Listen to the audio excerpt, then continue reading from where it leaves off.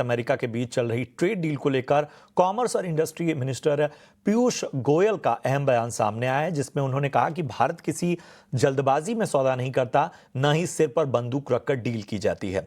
Germany में Berlin dialogues में उन्होंने कहा कि किसी भी ट्रेड डील में लॉन्ग टर्म नजरिया ज्यादा मायने रखता है। Trade deals are for a longer duration.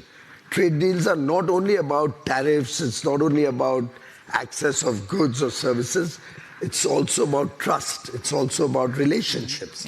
It's a demonstration to businesses that you can work with between both countries and trust businesses to prosper, businesses to be protected, businesses to get opportunities and a fair deal in the rule of law in democracies that we all work in.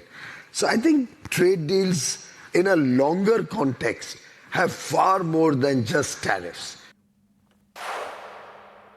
इधर America और यूरोपीय देशों के रूस की तेल कंपनियों पर लगे प्रतिबंधों के बीच रिलायंस ने अपनी रणनीति में बदलाव किया है। क्या बदली है रणनीति? अनुराग जोशी से जानते हैं। अनुराग, बताएं पूरी खबर क्या है?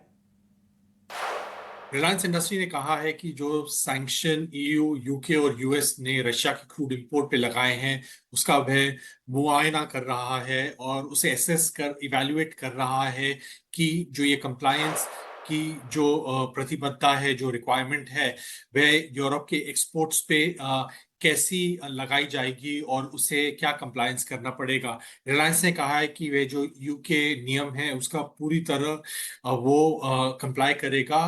ये रिफाइंड प्रोडक्ट इंपोर्ट पे अक्टूबर 22 को यूएस ने नए सैंक्शन लगाए थे दो रशियन कंपनीज पे, रॉसनेफ्ट और ल्यूक ऑयल पे। दोनों ऑयल कंपनियां हैं और रिलायंस इन पे निर्भर है अपने क्रूड इंपोर्ट्स के लिए। रिलायंस ने कहा है कि अगर कोई नियम और कोई गाइडलाइन भारत सरकार से आती है ऑयल ट्रेड पे तो उसका वह पालन करेगा। रिलायंस ने यह भी बताया है कि वह प्रतिबद्ध है भारत के जो एनर्जी सिक्योरिटी गोल्स पे और जो और एक कॉन्फिडेंट है कि जो उसकी डाइवर्सिफाइड क्रूड सोर्सिंग है वह एक स्टेबल रिफाइनरी ऑपरेशन को एनेबल करेगी और एक जो उसके रिलेशनशिप है दूसरे सप्लायर्स के साथ उसे बनाए रखने के लिए, और वो पूरे जो मामले का जो सैंक्शंस है, रेगुलेशंस का, वो पूरी तरह से एसेस और मुआयना कर रहा है। बहुत बहुत शुक्रिया अनुराग। बढ़ते आगे। जीएसटी दरों में बदलाव के बाद एफएमसीजी कंपनियों को छोटे पैकेट के दाम तय करने में मुश्किलें आ रही हैं। खबर है कि एफएमसीजी कंपनियां छोटे पैकेट में प्रोडक्ट की मात्रा बढ़ाकर ग्राहकों को जीएसटी कट का फायदा करने की तैयारी में जुटी हुई हैं। ज्यादा जानकारी के साथ अंजलि पलोट जुड़ चुकी है। अंजलि, बताएं पूरी खबर।